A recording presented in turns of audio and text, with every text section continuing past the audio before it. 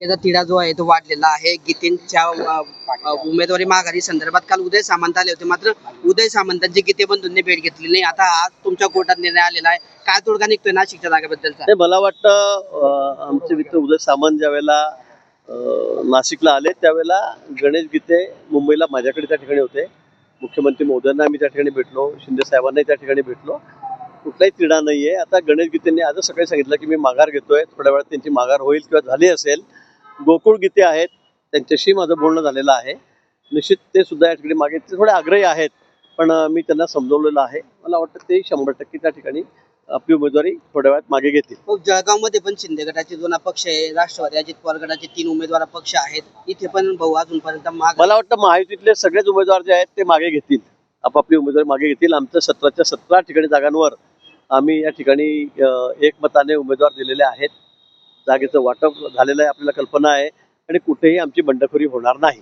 भाऊ एकीकडे आज गुलाबराव पाटलांनी खंत बोलून दाखवलेली आहे की नाशिकच्या जागेबद्दल आम्ही त्यांना जागा सोडली, मात्र त्यानंतरही त्यांनी त्या ठिकाणी बंडखोरी केली. हा आमच्यावर आणि कार्यकर्त्यांवर अन्याय असं त्यांनी म्हटलंय. मला वाटतं अजून 3 वाराला वेळ आहे. अजून बंडखोरी केली म्हणजे काय? आता इथे 2 शिवसैनिकांनी भरलेलेच आहेत ना, नगरसेवकांनी भरलेले आहेत. त्यामुळे मला असं वाटतं की कोणी कुठे बंडखोरी केलेली नाही. 3 वाजेनंतर तुम्ही म्हणू शकता कुठे बंडखोरी झाली म्हणून. आता अब्दुल सत्तार आहे, त्यांचा मुलगा आहे, तो पण उभाच आहे, तर काय काय बोलतायत. पण असं कुठे नाहीये, कुठे बंडखोरी होणार नाही. म्हणजे माननीय मुख्यमंत्री आहेत, माननीय उपमुख्यमंत्री आहेत, दोघे उपमुख्यमंत्री आहेत, सर्व लक्ष घालून आहेत. आणि आमचे जे जे उमेदवारांनी फॉर्म भरलेले होते, जे अधिकृत नाहीत, ते सर्वजण उमेदवारी अर्ज आपले मागे घेतील आणि आम्ही 17च्या 17 जागा या ठिकाणी जिंकू.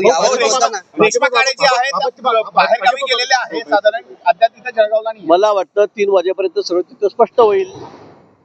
गुलाबरावशी मी आताच या ठिकाणी बोललेलो आहे, उदय सामंतांशी मी बोललेलो आहे. त्यांनी सांगितलं की आमचे उमेदवार या ठिकाणी उमेदवारी अर्ज मागे घेतील. गुलाबराव पाटील याला धरून असं बोलले की जर आम्ही गुवाहाटीला गेलो नसतो, उठाव केला नसता, तर आज सरकारची परिस्थिती काय राहिली असती.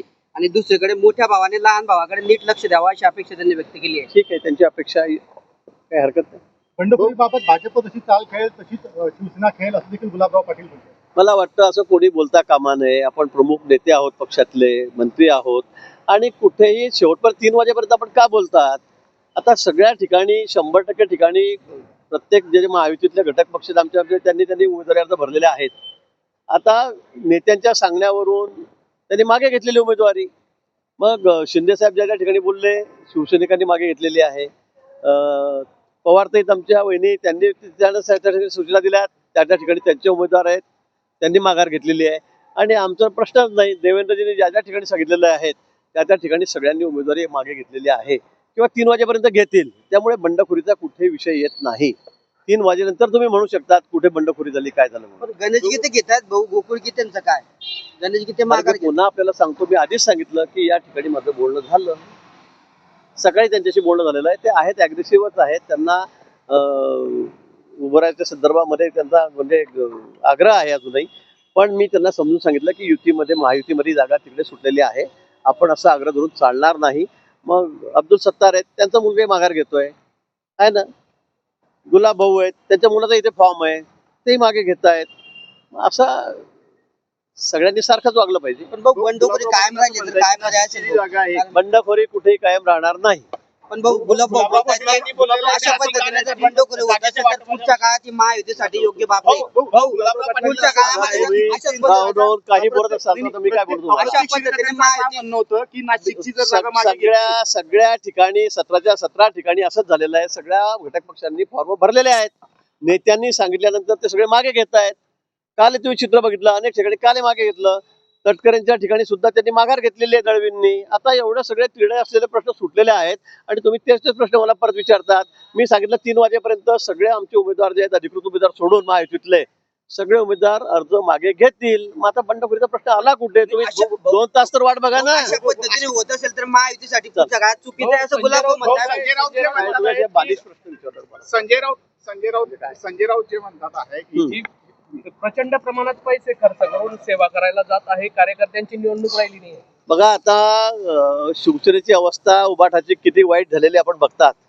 एक सुद्धा माणूस त्यांचा निवडून येणार नाही. त्यांना असं वाटतं विधान परिषद म्हणजे काय, काही कामाची नाहीये. महापालिकेत ठरले, एक ठिकाणी त्यांना यश आलं नाही, जिंकता आलं नाही, महापौर करता आलं नाही, ते तेच म्हणतायत काय करायचं इथे, ते तेच म्हणतायत ही काय कामाची आहे. आत्ता निवडणुका झाल्यात नगर परिषदांच्या, नगरपालिकांच्या, तिथे काय राहिलं त्यांचं, म्हणजे जे तिथे हरतायत त्या ठिकाणी त्यांना असं वाटतं हे काही कामाचंच नाही, अशा पद्धतीने ते बोलतायत. पण आता लोक स्वीकारायला तयार नाही, मतदार त्यांना स्वीकारायला तयार नाही, कुठेही त्यांना आता जागा राहिलेली नाही. इथे सुद्धा 17 पैकी एकही जागा त्यांची निवडून येणार नाही, आणि म्हणून मग अशी वायफट बडबड ते करत जात आहेत. पिंकी माळीने विदीप जाधव ज्यांना आहे विमा कंपनी, आता ते म्हणाले की हे पैशावाला तिकीट देत आहेत, त्यांना देतात. आता मी शिवसेनेचा तुम्हाला इतिहास सांगू का, कोणाकोणाला तिकीट दिली यांनी आतापर्यंत, राज्यसभेवर कोणाला तिकीट दिलेत, एकत्रित कार्यकर्त्याला यांनी पाठवलं का आतापर्यंत, कोणालाच नाही. मी मागचा इतिहास सांगेल तुम्हाला, मी कोणाकोणाला दिले, सगळे मोठ्या मोठ्या लोकांना दिले ना. कसे दिले हे आपल्याला माहित आहे, आपल्याला कल्पना आहे ना कोणाकोणाला तिकीट दिले यांनी आणि कसे दिले म्हणून. तुम्ही काय बोलताय, तुम्ही काय शिकवतायत आम्हाला. राऊत साहेब, तुम्ही मागचा इतिहास तपासा की आपण राज्यसभेवर कोणाकोणाला पाठवलेला आहे आणि मग आमच्याशी बोला. ठीक आहे.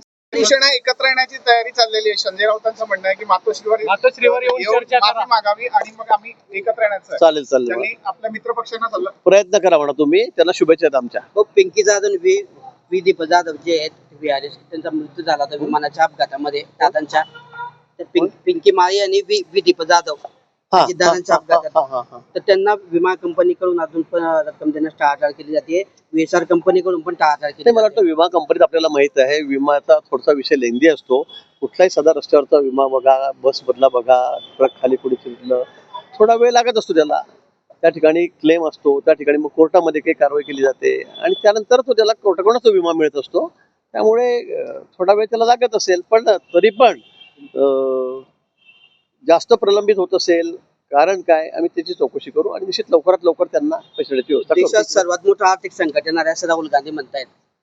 राहुल गांधी 1 वर्षात मोठं संकट येईल आणि पंतप्रधान नरेंद्र मोदी पंतप्रधान राहणार नाही असं ते बोलले काल.